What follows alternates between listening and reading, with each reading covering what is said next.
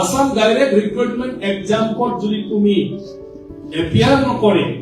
interview নিদিয়ে তুমি যিকোনো লোকেলত সাৰ্কল অফিস হলেও কিবা এটা অফিস হলেও ঘৰ ওচৰৰ বুলি ফৰগ্ৰেড চাকৰি পাব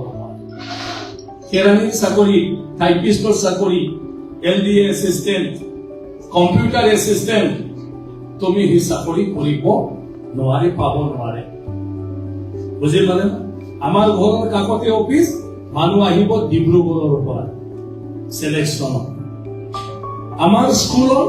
এটাতো বিটিসি ইন্টাৰভিউ লয় আমাৰ ঘৰখনৰ কাকৰ স্কুলখনৰ চকীদাৰ কোকৰাঝাৰৰ মানুহে আহিব আৰু নহলে ওদালগুৰি মানুহ আহিব আমি কামপুৰ মানুহ বাগানপাৰা মানুহে নাপাব কুমাৰীঘাটৰ মানুহে নাপাব কাৰণ কিয় এডিআৰই এক্সাম নিচিনা সেন্ট্ৰাল সিলেকশন বোৰ্ড আৰু যদি ষ্টেটত দিব খুজে এডিআৰই পৰীক্ষা গতিকে উপায়টো নাই মোক বেয়া পালে গালি দিতে গেলে আমার এমএলএ কাম নাই আমার এমএলএ কাম নাই কই থাকে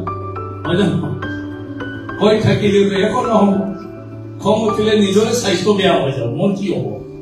হয় না নহয় গতিকে সেইটোৰ কাৰণে মোৰ কথাটো হ'ল মোৰ সমষ্টিৰ পৰা যাহাতে এডিআৰই পৰীক্ষা বহিবৰ কাৰণে সাহস পাই তোমালোকে এটা তো এডিআৰই পৰীক্ষাৰ প্ৰশ্ন কেনেকুৱা আহে এডিআৰই পৰীক্ষা উত্তীৰ্ণ হ'ব লাগিলে আমি কি কি বিষয় পঢ়িব লাগে এডিআৰই পৰীক্ষা যোৱা 2 বা 3 বাৰ ইন্টাৰভিউত আৰু এডিআৰই বাদিও অন্যান্য স্টেট লেভেলৰ পৰীক্ষাত নিযুক্তিৰ পৰীক্ষাত কেনেকুৱা ধৰণৰ প্ৰশ্ন আহিছিল এই বিষয়বিলাক এই কথাবিলাক আমাৰ কোচিঙত শিকোৱা বাকিটো নিজে পঢ়িব লাগিব নহলে পিছত কব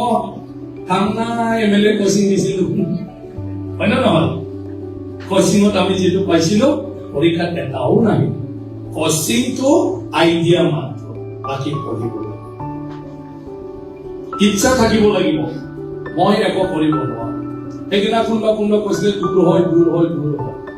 মই এটা কথা কৈছিলো মইতো কাৰো ঘৰত টিউচন দিব নোৱাৰো আৰু সবকে লগত বহাই মিলি লৈ মই এনেকুৱা ধৰণৰ খাবা কোচিঙো কৰাব